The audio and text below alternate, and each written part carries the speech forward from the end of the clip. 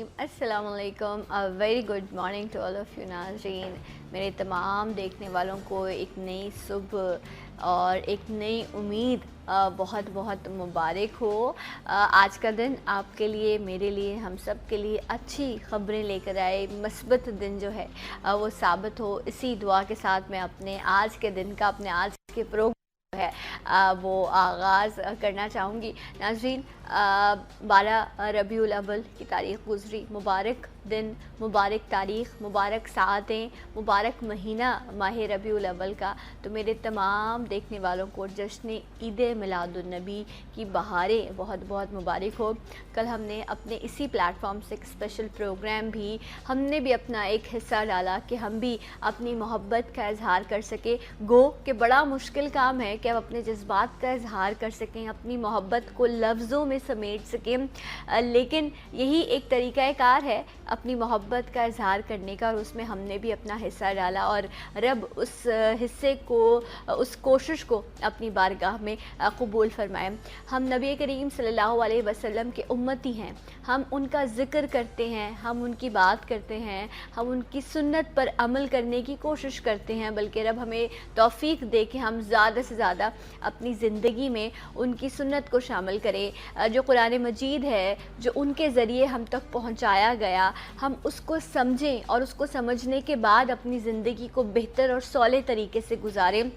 ये वो तमाम प्रीचिंग है जो हमें हमारे लास्ट प्रॉफिट ने दी, जहाँ हम बहुत सारी चीज़ों का जिक्र करते हैं। दो ऐसी बातें जो उन्होंने बड़ी प्यारी कहीं, उनकी हर बात ही खूबसूरत थी, हर चीज़ ही जो है वो राह पर चलाने के लिए एक खूबसूरत तोहफ़ा था अपनी उम्मत के लिए, बल्कि तमाम लोगों के लिए।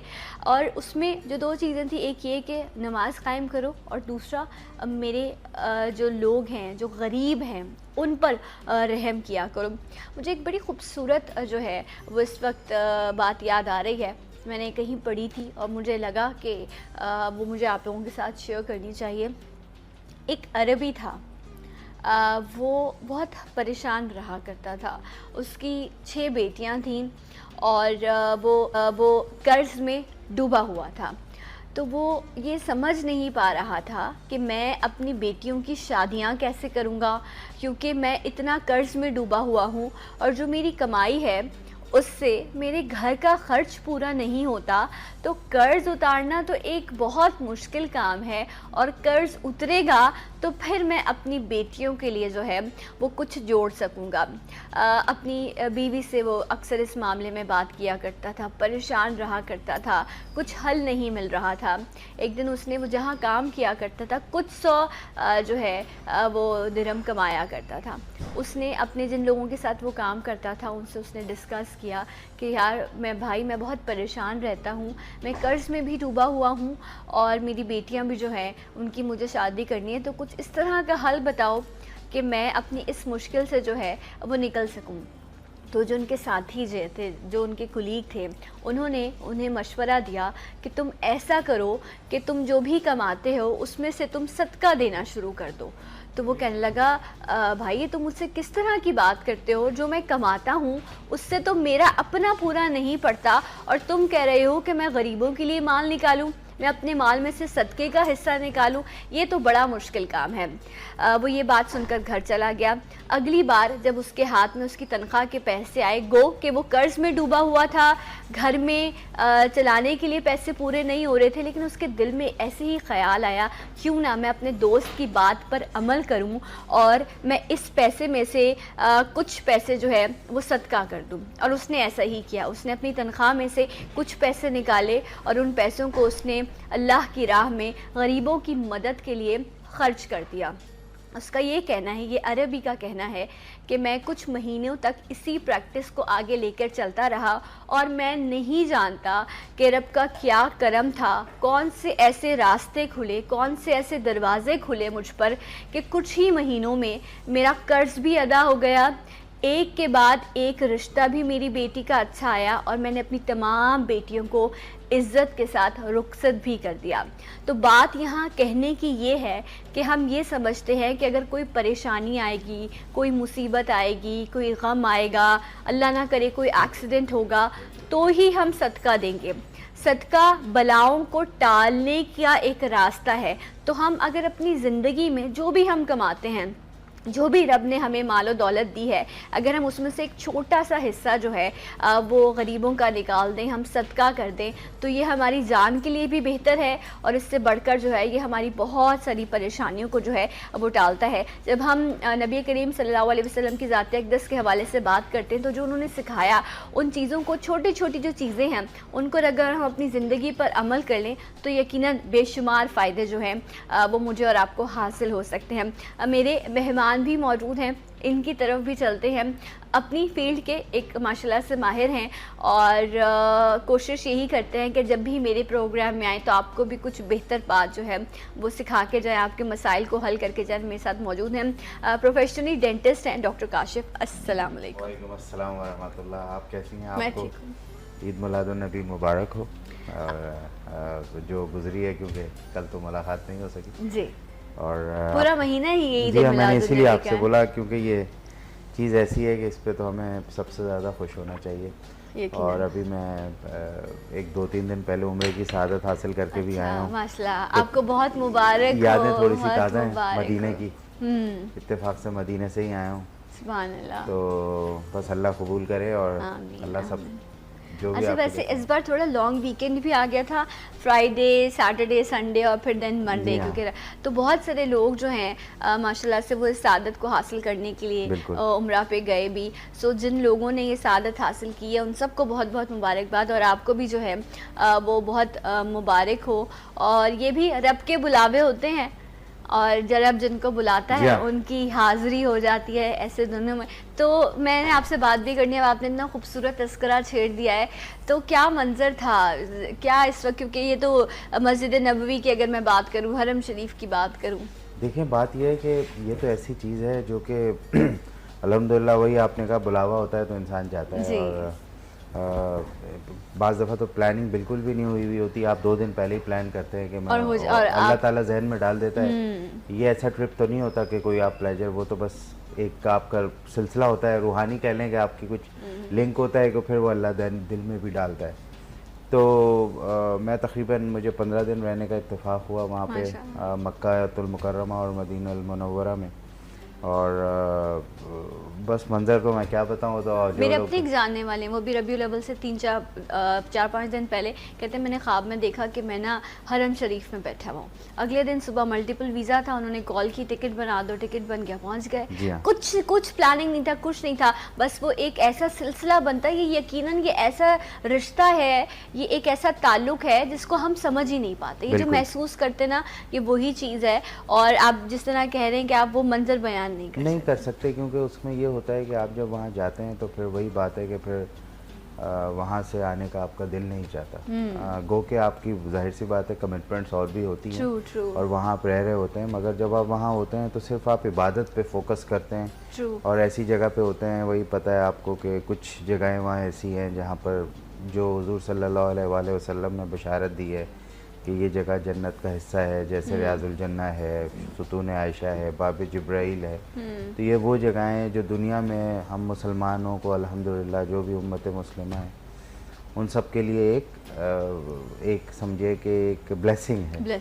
ट्रू। और अल्हम्दुलिल्लाह उसको अवेल करना चाहिए। और जो लोग जाने वाले हैं अल्लाह उनका कबूल करे। और वहाँ तो हमने दुआ की है कि जो भी इरादा रखता है वो आए यहाँ पर, अल्लाह उनकी हाज़िरी करवाए वहाँ पर। आमीन आमीन। बुलावे आए सबके और सब जाएं।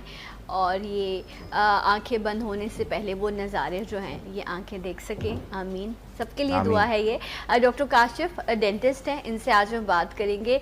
प्रोग्राम को भी चलाना है ना, यही तो बात है कि दीन भी चलाना है और दुनियादारी को भी आगे लेकर चलना है। प्रोग्राम का मेरे नंबर है 0213222270।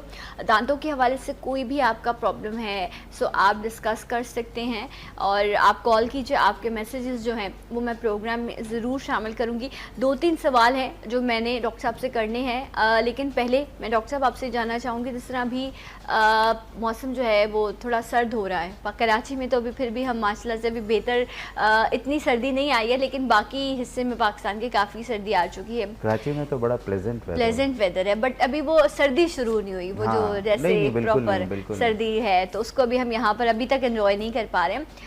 ये जो सेंसिटिविटी है दांतों में फील होना, ये इस मौसम में भी बहुत बढ़ जाती है, वैसे भी नॉर्मली बहुत सारे लोगों को होती है। मैं बड़ी आपसे कहना चाहिए कि इनिशियली बातें आपसे ये जानना चाहूँगी कि जो सेंसिटिविटी का प्रॉब्लम है, ये किस चीज़ के लिए अलार्म कर रहा होता है कि आगे क्या कॉम्प्लिकेशंस आपके दांतों में पैदा होने वाले। ठंडा गर्म रखना बड़ा पॉपुलर जो है लोगों का स्टेटमेंट होता है कि ठंडा गर्म लगता है, हवा भी लगती है तो दांतों में दर्द होता है, कुछ खाया पिया नहीं जाता। इसके रीजंस क्या होते हैं? एक्चुअली सेंसिटिविटी के मल्टीपल रीजंस हैं, और सेंसिटिविटी ये नहीं है कि आपका दांत ख़राब हैं तो कोई लगी। सेंसिटिविटी आपको हो सकती है अगर आपने रिसेंटली कोई क्लीनिंग कराई है, उसके बाद से, या फिर आपने कोई ब्रशेस स्ट्रेसिवली ब्रशिंग कर ली है, उसकी वजह से हो सकता है, या आपने अपना कोई टूथपेस्ट चेंज किया हुआ है जिसके आप आदी थे, उसकी वजह से सेंसिटिविटी हो सकती है। यस,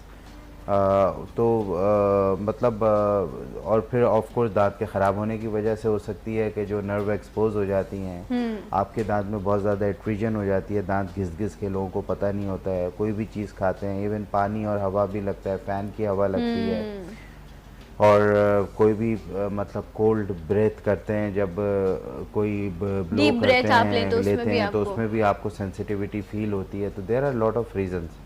तो उसमें यही है कि आप अगर डेंटिस्ट को मतलब अगर ये नोटिस करते हैं और आप डेंटिस्ट को रिपोर्ट करते हैं, तो वो फिर बताता है कि व्हाट इज़ द सोल्यूशन, क्योंकि इसमें बाज़ दफ़ा आपको एक्सरेज वगैरह भी लेने होते हैं, जो कि रिलेटेड होते हैं, या बाज़ दफ़ा अगर नॉर्मल सिम्टोमेटिक कोई ट्रीटमेंट होता है, सेंसिटिविटी किसी और वजह से हो रही है, तो उसके लिए आप माउथ वॉश और अप्रोप्रिएट टूथपेस्ट रेकमेंड कर देते हैं जो पेशेंट। आप कह रहे हैं कि कुछ ट्रीटमेंट्स के बाद भी ऐसा हो जाता है, बट वो डॉक्टर आपको खुद बता देते हैं कि आपको इस तरह की चीज़ें होंगी, फिर आपको वो कुछ स्पेसिफिक टाइम के लिए कुछ माउथ वॉश हैं जो आपको रेकमेंड करते हैं, बट वो आपको कंटिन्यू नहीं लेने होते हैं, वो फॉर अ टाइम पीरियड होते हैं कि आपकी सेंसिटिविटी जो है वो बाज़ दफ़ा एसिडिटी की प्रॉब्लम बहुत ज़्यादा अगर सीवियर किसी को होती है, तो उसमें जो है वो ऑफ कोर्स आपका इनेमल जो है वो थोड़ा सा एट्रीजन उसकी हो रही होती है, वो ख़राब हो रहा होता है, घिस रहा होता है, क्योंकि उसमें जो एसिडिक फ्लो बहुत ज़्यादा सलाइवा में आया हुआ होता है। ठीक है। तो एसिडिक फ्लो की वजह से आपका इनेमल जो होता है वो थोड़ा सा चिप्ड ऑफ हो रहा होता है इन अ daily basis.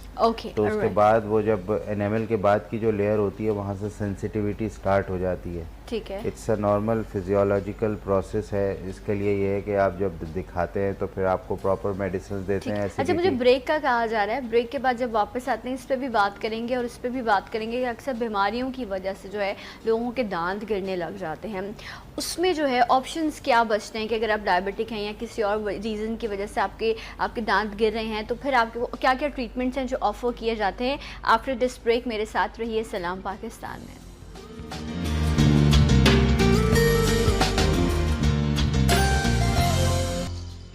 Once again welcome back, सलाम पाकिस्तान नाज़रीन। डॉक्टर काशिफ हमारे साथ मौजूद हैं, डेंटिस्ट हैं, और हम बात ये कर रहे थे कि ये बड़ा कॉमन प्रॉब्लम है। हर मेरे ख्याल से हर दूसरा पेशेंट डॉक्टर के पास जाकर यही बात करता है कि मुझे ठंडा गर्म बहुत लगता है। तो डॉक्टर ने कहा कि अगर तो आपने कोई ट्रीटमेंट करवाया है तो उसके बाद हो सकता है किस तरह का प्रॉब्लम है, तो आपको जो है वो ट्रीट कर रहे होते हैं, बता रहे होते हैं कि क्या क्या आपने यूज़ करना है। अदरवाइज अक्सर ऐसा भी होता है, आप देखें जो डायबिटिक पेशेंट हैं उनको दांत निकलवाने के बाद भी ठंडा गर्म दांत निकलवाने के बाद भी होता है, सॉकेट ओपन होता है, नीचे नर्व्स वगैरह जा रही होती हैं, तो सम टाइम अगर आपने कोई मेजर सर्जिकल एक्सट्रैक्शन की हुई है, कोई दांत निकाला हुआ है, एक्सक्यूज मी, मेजर सर्जरी करके, तो उसमें भी आपको सेंसिटिविटी का पेन हो सकता है। ठीक है।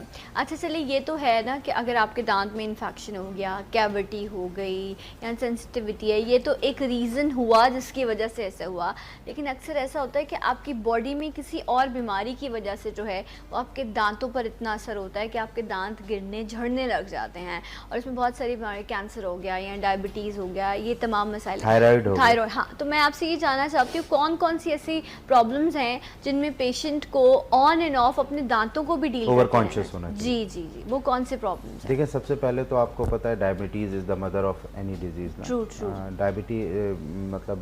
डायबिटीज़ मेलाइटिस जो है वो उसमें आपको बहुत ज़्यादा कॉन्शियस रहना होता है। एवरी 6 मंथ पे आपका चेकअप होना चाहिए आइडियली, और रिकमेंडेड है अपने दांतों का और आइज़ का। अच्छा, आप चेकअप कराएं if you are a non diabetic और if you are a insulin dependent diabetic. अच्छा, तो इसमें क्या होता है, दांत टूटने लग जाते हैं? दांत टूटने नहीं लग जाते, इसमें वेयर एंड टेयर होता है, इसमें पेरियोडोंटल इश्यूज आ जाते हैं, गम से रिलेटेड कुछ चीज़ें होती हैं, मोबिलिटी आ जाती है, बोन लॉस ज़रा जल्दी होने लगता है। अच्छा। और विटामिन D3 का आपको टेस्ट कराते रहना चाहिए, इवन फीमेल्स के लिए स्पेशली। ठीक है। विटामिन D3 तो वो बहुत ज़रूरी है। उसके बाद अगर आप कोई स्टंट वगैरह लगा हुआ है और आप एंजियोप्लास्टिक से फारिग हुए हैं 6 महीने या 1 साल के बाद, आपका एक फॉलोअप विज़िट ज़रूरी है दांतों के लिए। अगर आप किसी ऐसी प्रॉब्लम से गुजर रहे हैं, जैसे आप जॉइंटिस या कोई हेपेटाइटिस आपको हुआ है या कोई ऐसा इशू से आप अभी गो थ्रू हुए हैं, या आपको पता है कि आपको किडनी का मसला है, कोई भी गैस्ट्रो इंटेस्टाइनल प्रॉब्लम है, उसके लिए भी dentistry is very important, the follow up checkup. अच्छा। हाँ जी। और उसके साथ आप सबसे बड़ी बात ये कि थायराइड जो है वो thyroid is the very common problem specially in females ना, तो उसमें भी चेकअप बहुत ज़रूरी होता है इसमें। ठीक है। अच्छा डॉक्टर साहब, ये मुझे आप बताइएगा, आया इज इट राइट और रॉन्ग कि जो ब्लड प्रेशर के पेशेंट है, क्या उनके साथ भी प्रॉब्लम होता है? नहीं, ब्लड प्रेशर के पेशेंट के साथ एज सच दांतों का तो मसला, अगर उनको कोई ऑलरेडी मसला है तो of course they have to treat, मगर ये कि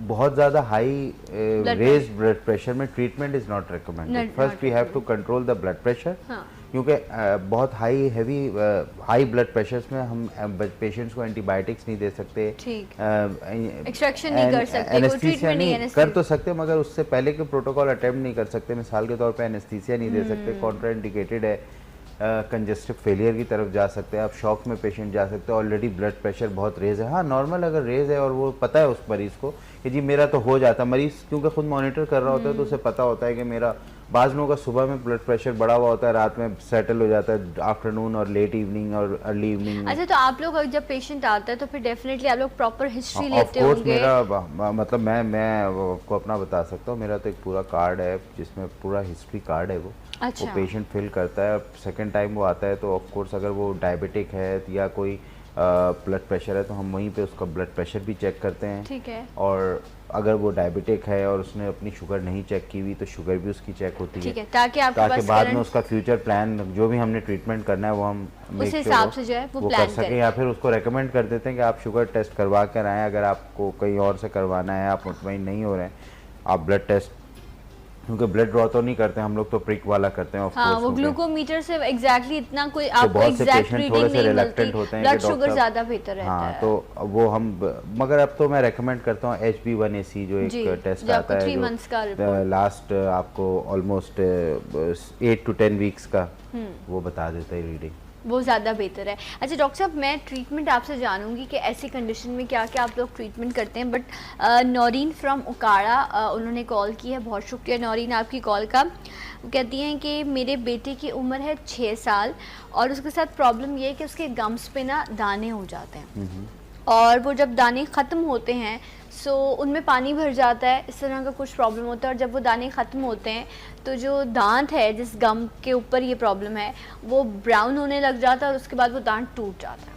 कह रही हैं ये इसके साथ मुख्तलिफ जो है तरीक़ों से हमने इस तरह की चीज़ों को डील किया है। जो लास्ट इन्होंने ट्रीटमेंट करवाया है वो किसी डॉक्टर के पास गए, उन्होंने कहा कि आप एंटीबायोटिक यूज़ करें, लेकिन उससे भी जो है ये प्रॉब्लम उनका सॉल्व नहीं हो रहा। और डॉक्टर ये कह रहे हैं कि अब जब आएंगे दांत तो वो ठीक आएंगे। ये क्या प्रॉब्लम है और ये प्रॉब्लम बेसिकली इनके दांत की है, इनको किसी पीडोडोंटिस्ट के पास जाना चाहिए जो बच्चों का स्पेशलिस्ट होता है। दांतों में भी डिफरेंट स्पेशलिटीज़ हैं जो कि मुख्तलिफ दांतों को ट्रीट करते हैं। तो अगर ये किसी ऐसी जगह है और वहाँ में है ये, हाँ, वहाँ पे ऑफ कोर्स कोई अच्छा हॉस्पिटल या क्लिनिक होगी, क्योंकि हर बच्चे के या कोई किसी अच्छे डेंटिस्ट के पास जाए जिसको पता हो कि इस दांत का इलाज होगा, क्योंकि जिस बच्चे के जो परमानेंट दांत आने हैं वो 2-3 साल बाद आने हैं। ठीक है। तो प्रिलिमिनरी एक्सट्रैक्शन करवा लेना, प्री मैच्योर एक्सट्रैक्शन करवा लेना सही नहीं है। अगर वो दांत सही हो सकता है तो उसका ट्रीटमेंट पॉसिबल है। और ये दांत की प्रॉब्लम की वजह से इनको तकलीफ है। अच्छा, तो ये 6 साल की उम्र है, तो ये तो अभी इनके दूध के दांत हो ना, दूध के हुए, but there is a treatment. Okay, लेकिन अक्सर डॉक्टर ये कहते हैं, जिस तरह इनको भी ये कहा ना कि जब दूसरा आएंगे तो ठीक आएंगे, अभी आप इस चीज को परसू करें। ये तो माजरत के साथ आपको भी पता है ये बात। हाँ बिल्कुल, ये तो कोई नई चीज नहीं है कि डॉक्टर ये बात, ये तो आप सबको पता है, मगर ये कि डॉक्टर ऐसी बात नहीं करता, उसको ट्रीट करना चाहिए इस कंडीशन को। कि अगर किसी के अगर बाल गिर रहे हो, कहेगा जी उम्र के साथ तो बाल गिरते हैं, कोई बात नहीं। फिर आप क्यों बैठे? कभी भी स्किन स्पेशलिस्ट ऐसी बात नहीं कहेगा, उसकी इलाज बताएगा, आपको बताएगा बात प्रॉपर चीज़ें कि जी नज़रें कमज़ोर हो रही हैं, कोई बात नहीं, उम्र के साथ तो नज़रें कमज़ोर होती हैं, सबकी होती हैं। आप हल दें, आप सोल्यूशन दें। अब ये है कि 12 साल की उम्र तक रिप्लेस करते हैं दांत बच्चों के बड़ों से के दांतों से। जो डेसिडुअस टीथ होते हैं, जो प्राइमरी डेंटिशन होते हैं, वो रिप्लेस करते हैं सेकेंडरी डेंटिशन से till at the age of 12 year. Okay.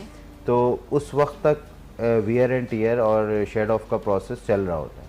तो उसी दौरान आप बच्चा अगर कोई तकलीफ बताता है तो उसका इलाज पॉसिबल है। ये डिपेंड करता है एक्सरेज और टेस्ट पे और पेशेंट की ओवरऑल ओरल हाइजीन कैसी है। ओके। अगर मसूड़े पे दाना हो रहा है तो वो मसूड़ों का इशू नहीं है, वो दांत के रूट का इशू है। जिसकी वजह से वो एब्सेस जो है वो आपका जो है वो वक्ती तौर पे ड्रेन हो जाता है। Antibiotic is not the solution, treatment is the solution. Okay, तो आप यही रेकमेंड कर रहे हैं कि आपके करीब कोई अच्छा हॉस्पिटल है जहाँ पे अच्छा कोई प्रॉपर जो है जो बच्चों को देखता हो, आप उसे दिखाएं, या इर्द गिर्द आपके जो मुल्हे का बड़े शहर लगते हैं तो आप वहाँ लेकर जाइए और बच्चे का ट्रीटमेंट करवाइए, क्योंकि डेफिनेटली इस प्रॉब्लम की वजह से ना वो प्रॉपर तरीके से खा पा रहा होगा, फिर बच्चों के लिए अक्सर इन्फेक्शन हो जाता है तो बुखार भी, और ये सारी चीज़ें बड़ी तकलीफदेह होती हैं। तो आपको उसको प्रॉपर जो है वो ट्रीट कराना चाहिए, ताकि वो भी इस एज में अगर न्यूट्रिशन उसकी बॉडी में नहीं जाएंगे, कोई वीकनेस बैठ गई, तो थ्रू आउट द लाइफ उसको जो है वो सफ़र करना पड़ेगा। सो आप ज़रूर जाइए और इस हवाले से बेहतर ट्रीटमेंट कीजिए। डॉक्टर साहब, अभी हम बात कर रहे थे कि चाहे शुगर हो, थायराइड हो या कीमोथेरेपी होती है, इस तरह के ट्रीटमेंट से लोग गुजरते हैं तो उनके दांतों पर उसका बहुत असर हो जाता है। उनकी चबाने की सलाहियत दांतों की कम हो जाती है, खुद भी डर डर के जो है वो तमाम चीज़ें हो रही होती हैं। अगर एक डायबिटिक पेशेंट है और उसके दांत इस तरह कमज़ोर होने लग गए, गैप आ गया, आपने कहा मसल जो है वो गम्स वीक होने लग जाते हैं, तो फिर क्या ऑप्शन होता है? अगर दांत टूट गया, रूट रखी है, दांत टूट गया है या गैप्स आ गए, तो फिर आप लोग क्या करते हैं ऐसे पेशेंट? देखें, डायबिटीज़ ऐसा नहीं है कि आपको डायबिटीज़ हुई और दांतों पे असर होना, ओवरऑल पूरी बॉडी पे असर पड़ता है आपका, क्योंकि एक पूरा बॉडी का जो सिस्टम है, जिसको मतलब जो वेस्कुलर सिस्टम है पूरी बॉडी का, वेस्कुलर सिस्टम जो है वो थोड़ा सा डिस्टर्ब होता है आपका, क्योंकि वेसल्स जो है वो कॉन्ट्रैक्ट हो जाती हैं थोड़ी सी, और डायबिटीज़ और जिनको जो इंसुलिन डिपेंडेंट होते हैं उनकी ज़्यादा हो जाती हैं। ठीक है। तो ओवरऑल बालों पे असर पड़ता है, नज़र पे असर पड़ता है। मतलब बहुत से लोग, शायद आपने सुना ना हो, क्योंकि उनकी नज़र का भी इशू हो जाता है कि हमें बहुत से लोग थक जल्दी जाते हैं, उनके स्टेमिना कम हो जाता है, थोड़ा सा हेमोग्लोबिन उनका कम होता है। ओवरऑल जब फ़र्क पड़ता है तो ऑफ कोर्स आपको पता है दांत जो है वो कैल्शियम और फास्फोरस इसमें मेन सोर्स होता है। आपका कैल्शियम जो बॉडी में जो पार्ट दे रहा होता है वो जब सही काम नहीं करता तो आपका असर दांतों पे ज़रूर पड़ता है। ठीक है। और बोन लॉस होता है, ऑस्टियोपोरोसिस एक चीज़ होती है, ऑस्टियोपोरोसिस, जॉइंट्स पेन स्टार्ट हो जाता है पेशेंट को। तो ये सारे रिलेटेड चीज़ें होती हैं। ये नहीं कि सिर्फ एक दांत आपके हिलने शुरू हो जाते हैं, नो, ऐसे कोई दांत नहीं हिलता किसी नहीं। There is a reason behind. या तो चोट लगे, या कोई पहले से दांत हिल रहे हों, या आप में कोई ऑलरेडी कोई आप में जेनेटिकल कोई ऐसे हो कि जी मेरे तो डेफिशिएंट है, हमारी तो फैमिली में सबके, हम एक एज पे आके हमारे दांतों में मसला शुरू हो जाता है। तो मगर डायबिटीज़ में ये है कि ये 2, 4, 5, 6 साल, 7 साल, 8 साल बाद जाके पता लगता है कि अब मेरे सबसे डेलिकेट जो है वो पार्ट आपका आंखें हैं, फिर आपकी किडनीज है। बट यस, ये स्लोली ग्रेजुअली ये तमाम चीज़ें होती हैं। अगर आप अपनी कंट्रोल को शुगर को कंट्रोल नहीं करते तो ये तमाम मसाइल जो हैं कॉम्प्लिकेशंस। एक ब्रेक मुझे लेना है, एक ब्रेक लेते हैं, इंशाल्लाह ब्रेक के बाद आपको फिर ज्वाइन करेंगे सलाम पाकिस्तान में।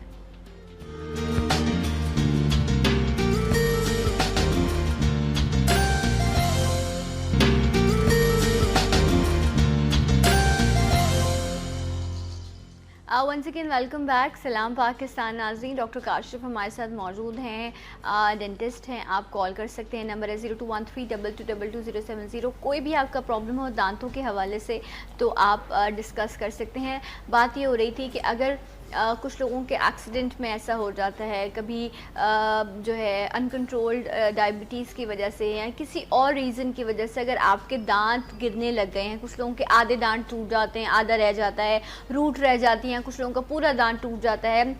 अब जब ये दांत आपका टूट गया है, गिर गया है, चाहे आपका फ्रंट का है, पीछे का हो तो हम इतनी फ़िक्र भी नहीं करते, लेकिन फ्रंट की ज़्यादा फ़िक्र होती है क्योंकि वो डिस्प्ले होता है और आपकी पर्सनैलिटी ख़राब हो रही होती है। डॉक्टर साहब, अगर हाफ़ टूट गया है तो क्या करेंगे, अगर पूरा दांत टूट गया है तो क्या करेंगे, रूट बाकी है तो ऑप्शंस क्या क्या हैं, क्या ट्रीटमेंट्स हो सकती हैं? देखें, इसको इस तरह लेके चलते हैं कि if you have a partially broken tooth, अगर आपका आधा दांत टूटा हुआ है तो उसमें आप एक पोस्ट पिन्स आती हैं हमारी, ठीक है, जो स्क्रू बेस्ड होती हैं, वो आप दांत का ट्रीटमेंट करके उसकी बेस बनाकर उसको बिल्ड कर देते हैं दांत को दांत जैसा।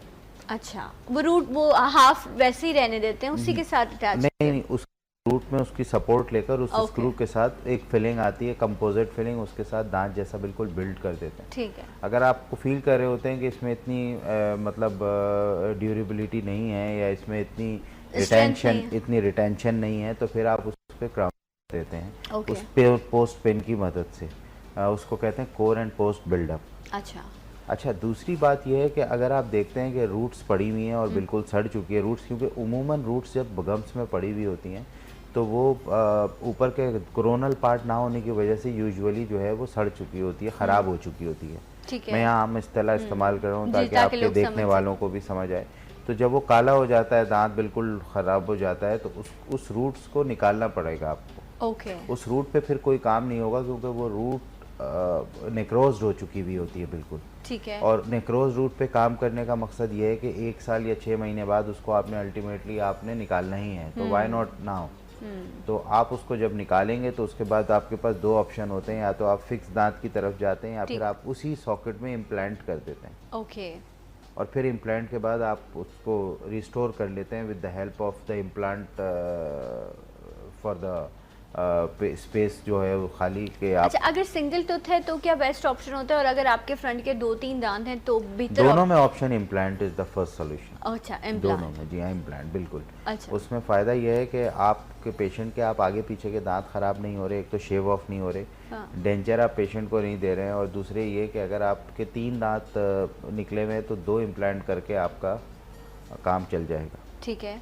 अच्छा, इम्प्लांट के अलावा और कौन सा ऑप्शन है?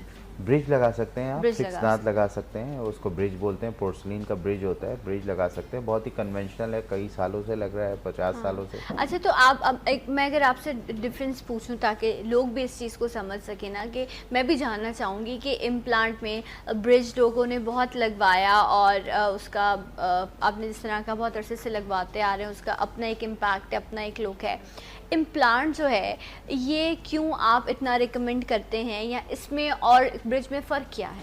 रिकमेंडेशन की बात यह है कि ट्रीटमेंट ऑप्शंस होते हैं ना, जब मरीज़ पूछता है, जैसे आपने मुझसे पूछा, अभी पेशेंट आगे पूछेगा तो ये मेरा काम है बताना, कोई भी डेंटिस्ट बताएगा, ठीक है, कि जी सबसे अच्छा क्या है, क्या करना चाहिए, या मैं क्या अच्छा समझता हूँ एज अ डॉक्टर, तो या कोई भी as a doctor what he decides to do that। तो डिसीशन में ये कि हाँ, ये फिर आ जाता है पेशेंट अफोर्डेबिलिटी, पेशेंट अवेयरनेस, और पेशेंट के क्या इसकी कहाँ पर वो पेशेंट जो है वो, हाँ, तो अब फिर आप मैं ये पूछ रही हूँ, इम्प्लांट जो है वो आप किस हवाले से ब्रिज से बेहतर है, ये मैं जानना चाहती हूँ। उसमें यह है कि आपकी ही बोन यूज़ हो रही होती है, वही साइट यूज़ हो रही होती है, जिस साइट पे आपके दांत निकला है, दूसरे दांतों को आप डिस्टर्ब नहीं कर रहे होते हैं।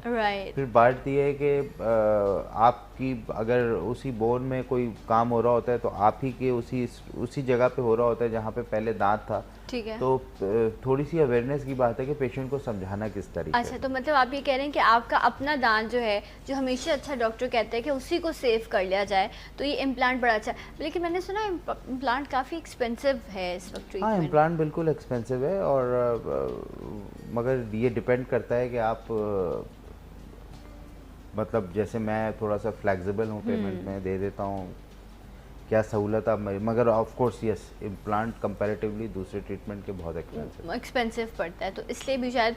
बट यस, अगर आपका डॉक्टर पाकिस्तान में तो, sorry to cut you, Pakistan में तो बहुत ही इतना महंगा नहीं है, बाहर तो बहुत ही महंगा है। लोग बाहर से टिकट करा के यहाँ आते हैं, अब चले अपनी फैमिली से भी मिल लेते हैं और जो है ये ट्रीटमेंट भी करवा, तो भी उनको जो है वो वहाँ से बेहतर ही प्राइस में जो है यहाँ पर पड़ता है। तो इसलिए, लेकिन हमारे यहाँ फिर भी दांतों के इतने मसाइल हैं। हर दूसरा शख्स, कितने लोग तो ऐसे होंगे जिन्होंने कभी जाकर चेकअप ही नहीं करवाया होगा, दिखाया ही नहीं होगा कि दांतों के मसाइल क्या हैं। खुद ही अब कल ही मेरी एक डॉक्टर साहब आए हुए थे हमारे पास, वो हालांकि एमडी डॉक्टर है, वो he is a medicine professional, तो वो कह रहे थे यार मेरे एरिया में कोई क्वालिफाइड डेंटिस्ट नहीं है, कैन यू बिलीव दैट। और वो बहुत ही कराची की बात कर रहे हैं। आपने बात कही तो उस पर मैं कल की बात बता रहा हूँ, तो मैं बड़ा हैरान हुआ। उन्होंने बोला यार मुझे तो बड़ी प्रॉब्लम होती है, चूँकि मेरी क्लिनिक उनकी क्लिनिक से बहुत दूर है। और वो बहुत सीनियर कंसल्टेंट हैं, बहुत अरसे से उस एरिया में बैठ रहे हैं, बड़े नोन हैं, फेमस हैं। तो उन्होंने मुझे कल बड़ी अलार्मिंग बात बताई कि कोएक्स अपना काम चला रहे हैं वहाँ पर, उनकी चांदनी हुई हुई है, कोई पूछने वाला नहीं है, ये उन्होंने मुझे बताया। तो कह रहे हैं यार मुझे तो हॉस्पिटल भेजना पड़ता है और फिर कहीं और या तो भेजता हूँ ढूंढ के कि किस क्वालिफाइड के पास भेजूँ। तो वो कह रहे थे उस एरिया में कोई है ही नहीं, और वो बहुत बड़ा एरिया है जो वो बता रहे हैं, वहाँ पे तकरीबन 2 मिलियन की आबादी है। अच्छा, लेकिन वहाँ कोई आपके वहाँ पास कोई अच्छा वो कह रहे हैं कोई नहीं। अपकमिंग क्वालिफाइड जो पुराने थे वो जो चले गए मुल्क से बाहर, कुछ चले गए, कुछ नहीं है। मगर कह रहे हैं अपकमिंग कोई भी नहीं है पिछले 5, 6, 7, 8 साल से। और लोग कोएक्स के पास जाते हैं, और वही बात है कि अंधों में काने राजे वाली बात है। और आप यहाँ ये देखें ना, आप भी जब पेशेंट्स डील करते हैं, जिस तरह आपने कहा एक हिस्ट्री कार्ड आप मेंटेन करते हैं। अब तो जो हमारा सोसाइटी का एक प्रेशर बन गया है, जिस तरह बीमारियों में हम जो है वो घिर चुके हैं, हर दूसरा तीसरा शख्स किसी ना किसी बीमारी में मुब्तला है। इवन वो डायबिटीज़ की बात करें, हम ब्लड प्रेशर की, क्या वो पूछते भी होंगे जिन्होंने कुछ 100 रुपयों में आपका दांत निकाल देना है या आपके मसले को हल कर देना, उनके पास तो हल ही है ना कि बस दांत निकाल दो और दांत निकाल दो। जितना सबसे आसान तरीका ये है कि आपका दांत निकाल दो, उसको कोई सरोकार नहीं है कि आप किस मर्ज में मुब्तला हैं। हाइजीन तो आप एक तरफ रख देना, ये तो आप सोचे ही नहीं कि जब आप वहाँ जा रहे हैं कि आपको हाइजीनिक पॉइंट ऑफ व्यू से कोई चीज़ सिक्योर आपको मिलेगी। सो ये तो, और दांतों की वजह से अगर आप मिस हैंडलिंग करें, मैं भी डॉक्टर साहब को ये बताई थी कि मैंने कल ही एक ऐसा केस देखा, एक यंग बच्चा जिसको इसी तरह का कोई उसने एक्सट्रैक्शन कराई थी और वो गलत हो गई, या किस तरह से उसने डील किया कि कुछ अरसे बाद जो है उसको माउथ कैंसर हो गया। और अब वो पैसा लेके बैठे हुए हैं, डॉक्टर्स ने इनकार कर दिया है। मैं भी कल उनसे बात करी थी, तो मैंने कहा क्या कर सकते हैं, कुछ नहीं। डॉक्टर कहते हैं आप दुआ करें। अब वो माँ बाप के लिए कितना मुश्किल काम है कि ऐसी चीज़ों में डील करें, क्योंकि जो माउथ कैंसर वाला मामला है ये इतनी तेज़ी से बढ़ता है और उसको डील करना बड़ा मुश्किल हो जाता है। डॉक्टर साहब ये मुझे बताइए कि ये जो जिन कोएक्स का हम जिक्र कर रहे हैं, सबसे आसान यही समझते हैं कि आप दांत निकाल दें, और मिस हैंडलिंग हो जाए तो फिर केस ख़राब। एक्चुअली ये वो लोग क्लिनिक खोले हुए हैं जो डॉक्टर्स के पास काम किए हुए होते हैं। हाँ। या हॉस्पिटल में उनका एक्सपोजर होता है, तो वो किसी तरह दांत निकालना सीख लेते हैं। और दांत भी कोई ऐसा आसान नहीं समझे आपके दांत निकालना। In some cases if you are stuck, you are badly stuck for 2-3 hours, then you have to do a surgery, stitches, suturing, अच्छा, बिल्कुल बोन ग्राफ्ट सब देना होता है। तो वो केस ख़राब करके फिर हॉस्पिटल भेज देते हैं, फिर मरीज़ रुलता है। ये तो आसान सा कोई दांत निकाल दिया, भाई मैं कह रहा हूँ, या दांत लगा दिए, टेक्नीशियंस डॉक्टर बने हुए, अल्लाह माफ़ करे। तो वही बात है, यहाँ तो हुकूमत सो रही है, उनका कोई चेक एंड बैलेंस ही नहीं है। इक़दाम होते हैं 1 हफ़्ते के लिए होता है, जब मीडिया ने दिखाया आप लोगों का जब प्रेशर होता है, और आप इसको शायद मानेंगी इस बात को जी। अदरवाइज उन पे कोई मसला नहीं है, उनका सबके अपने काम चल रहे हैं। आप देखें कितनी मरतबा इस तरह के क्लिनिक्स बंद किए जाते हैं। मैं यही कह रहा हूँ, मीडिया आप दोबारा जाएं, उसके बाद आपको 1 हफ्ते बाद, 10 दिन बाद, दैट्स इट, आपको वैसे ही खुले वो मिलेंगे। तो अब आप लोगों के पास भी कोई और मतलब यही तो नहीं है ना कि आप लोग बस यही करते रहें, और ये आप लोगों का काम तो नहीं है। आप लोगों का काम तो बस प्रोब करना है ना, प्रोब कर दिया आपने, दैट्स इट। अब जिसका काम है वही नहीं कर रहा, तो जाहिर सी बात है फिर उनको तो they are free to do whatever they want. Exactly. अच्छा, यहाँ एक देखें ना, यहाँ अगर मैं आम आवाम की बात करूँ तो वो भी ये कहती है कि जो हमारे यहाँ गवर्नमेंट हॉस्पिटल्स हैं जहाँ पर डेंटल ट्रीटमेंट्स किए जाते हैं, वो आई थिंक डेट्स देते हैं आपको, काफ़ी डिले डेट्स होती हैं, काफ़ी लेट डेट्स होती हैं। अब एक शख्स तकलीफ़ में है, अब उसको एक्सट्रैक्शन है या वटेवर कोई भी उसको ट्रीटमेंट कराना है, अब इतनी लेट उसको डेट दी जाएगी। और यहाँ अक्सर लोगों के अपने घर के मामलात पूरे नहीं होते, तो उन्होंने अपने इलाज के लिए पैसा कहाँ से निकालना है, और वो किसी अच्छे डॉक्टर के पास जाते हैं तो देन येस वही अफोर्डेबिलिटी का प्रॉब्लम आता है। फिर वो कहते हैं ठीक है ये बीच का एक रास्ता है, इस रास्ते की तरफ चले जाते हैं। तो ये भी तो आप देखें हमारे ख़ुद मसाइल ऐसे हैं, हमने गवर्नमेंट लेवल पर भी लोगों को इतनी फैसिलिटीज़ मुहैया नहीं की कि वो ईजीली आएँ और अपना ट्रीटमेंट करवा सकें। वैसे मैं इस बात से आपकी एक बात और करता चलूँ कि मैं अभी एक चीज़ मैंने अभी प्लान तो मैं कर रहा था, अब अल्हम्दुलिल्लाह वो एग्जीक्यूट हो जाएगी। एक डेंटल इंश्योरेंस पाकिस्तान में फर्स्ट टाइम मैं इंट्रोड्यूस करने जा रहा हूँ। Okay, very nice. With the one of the Canadian company. ये सबके लिए होगी, और ये इतनी अच्छी चीज़ है कि अगर आप इंश्योरेंस ले लेते हैं तो you will be covered for all kind of treatment, and you have to pay once in a year, that's it, and you are covered. इसमें हम 3 कैटेगरीज के कार्ड ला रहे हैं, कपल कार्ड, सॉलिटरी कार्ड और स्टूडेंट कार्ड।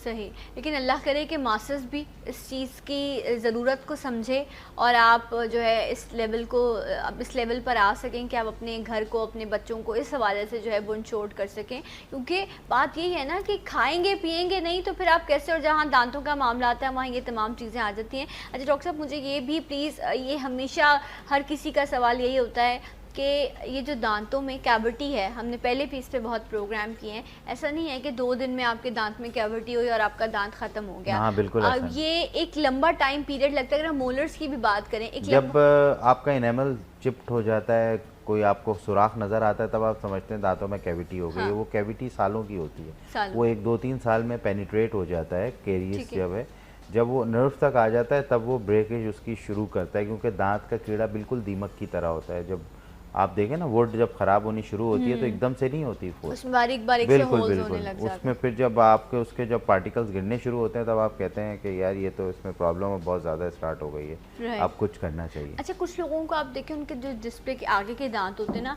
उनमें भी कुछ दांत ऐसे होते हैं जो ब्लैक होने लग जाते हैं, अंदर से जो है वो पोर्शन ब्लैक। डॉक्टर साहब, ये किस वजह से होता है? ये डीके होता है बेसिकली, और डीके पेनिट्रेट कर रहा होता है, उसको राइट अवे फिलिंग करा लेनी चाहिए उसकी। अगर ये बहुत ज़्यादा बढ़ता है तो फिर ये नर्व तक आ जाता है, फिर ठंडा गर्म लगना, फिर रूट कनाल, क्राउनिंग, तो फिर मल्टीपल रीजन जो हैं वो आपके हो जाते हैं।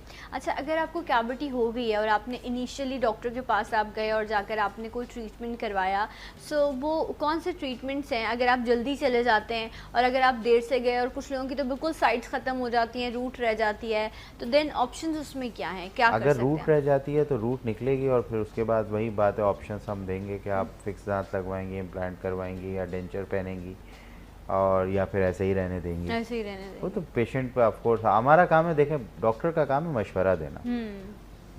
उसको इंडोर्स जो है वो डॉक्टर मरीज़ की कोऑपरेशन के साथ करता है, किसी भी एडवाइस को इंडोर्समेंट जब हो जाती। अब आप एडवाइस दे सकते हैं, अब बहुत से कंडीशन में ये होता है कि कुछ भी ना करना बेहतर होता है। अच्छा, हाँ, मतलब फॉर 2-3 मंथ्स आप कुछ भी ना करें, उसको वेट एंड सी, फिर उसके बाद आप प्लान करेंगे आप क्या करना है। कुछ रेयर केसेस में ऐसा भी होता है। सही। अच्छा, अगर हम आम ज़बान में बात करें, अक्सर लोगों को ये जो दाढ़ों का मसला होता है ना, ये ऐसा होता है कि साइडें बिल्कुल ख़त्म हो जाती हैं, कुछ लोगों को बहुत ज़्यादा इस तरह की तकलीफ, लेकिन क्योंकि वो डिस्प्ले नहीं हो रहे तो उसको हम इतनी फ़िक्र भी नहीं करते। अच्छा, जहाँ तक मैं जानती हूँ कि एक मज़बूत हड्डी है जो हमारा दांत है, तो उसका ख़राब हो जाना, उसका ख़त्म हो जाना, ये कुछ दिनों का मामला तो नहीं है, तो एक लंबी लापरवाही है और आंखें बंद करने वाला मामला है कि आपकी दाढ़ी ख़त्म होगी, कुछ भी नहीं बचा, रूट बचे होते हैं। फिर जब वो एक किसी रात हमें तकलीफ़ करती है तो फिर हम परेशान होते हैं, फिर डॉक्टर के पास भागते हैं, उसने हमें पेन किलर्स दे दिए तो हम कहते हैं अब सुकून है, अब जब अगली बार होगा तो फिर देख लेंगे, कोई मसला नहीं है, टेंशन की बात नहीं है। एक्चुअली इस थोड़ी सी इसमें मैं कहूँगा कि अवेयरनेस की बात भी आ जाती है। जैसे आप अवेयर हैं और आप प्रोग्राम करती हैं, लोग आपको देखते हैं, लोगों को आपके थ्रू पता लगता है, उनको तो ये चीज़ें, मगर जो बिल्कुल, अब वही बात है हमारी रूरल और अर्बन एरियाज़ की अगर आप परसेंटेज निकालें तो दे डोंट नो एनीथिंग। सही। तो उसमें ये सारी चीज़ें तो फिर कोई मायने नहीं रखती ना उनको, तो फिर आप एजुकेट करें नए सिरे से। इसीलिए कम्युनिटी डेंटिस्ट्री में जो हम लोग का एक सब्जेक्ट हुआ करता था जब हम लोग स्टूडेंट थे, तो ग्रुप्स जो हैं वो ऐसी जगहों पे जाया करते थे रिमोट एरियाज़ में, और उन्हें जाके, वो तो खैर एक पढ़ाई की हद तक था, मगर ऐसे प्रोग्राम्स जैसे आगा खान का मैं नाम यहाँ पे लूँगा। आगा खान का जो इदारा है वो रेगुलर बेसिस पे ये काम करता है हर शोबे में। अच्छा, कम्युनिटी अवेयरनेस बिल्कुल। चित्राल जाते हैं वो, गिलगित जाते हैं, और इंटीरियर्स जाते हैं, फिर वेस्ट साइड पे जाते हैं, और अपने स्टूडेंट्स भेजते हैं, साथ टीचर जाता है। मतलब हर इदारे में कम्युनिटी मेडिसिन और कम्युनिटी डेंटिस्ट्री को प्रमोट करने के लिए तो विलेजेस पे जाते हैं, लोगों को बताते हैं, एजुकेट करते हैं। तो मैं समझता हूँ कि हमारे पास कोई ऐसा प्लेटफॉर्म नहीं है ना। बिल्कुल। तो आप जैसे भी कर सकते हैं, जिस लेवल पर भी, छोटे लेवल से शुरू करें, कॉलेजेस में जाइए, स्कूल्स में जाइए, पहले अपने शहर में तो लोगों को अवेयर कर लें, फिर हम आगे भी यकीनन बढ़ेंगे, क्योंकि अभी हमारे शहर में भी मैंने आपसे बताया ना, शहर में ऐसे इलाके हैं। कल की बात मैं आपको एक डॉक्टर की बता रहा हूँ, और वो डॉक्टर मुझसे भी काफ़ी सीनियर है। राइट, लेकिन फिर भी वो He has been practicing since 35 years in that area. Okay, right. तो अब उनको वो खुद हैरान थे कि यार मैं मरीज, बड़ा मसला हो जाता है, मैं फिर मरीज के ऊपर बोल देता हूँ आप कहीं भी जाएं, क्योंकि वहाँ पे मैं कहाँ भेजूँ। अल्लाह अल्लाह। डॉक्टर साहब थैंक यू सो मच, बहुत शुक्रिया आप आए। और बस यही कहूँगी कि अगर इस तरह का कोई मसला है दांतों का, प्लीज़ बनिस्बत के उसको ख़राब करें, टाइम पे डॉक्टर के पास, अच्छे डॉक्टर के पास जाएँ और अपना जाकर आप ट्रीटमेंट करवाइए। एक ब्रेक, इंशाल्लाह ब्रेक के बाद आपको फिर ज्वाइन करेंगे। सलाम पाकिस्तान।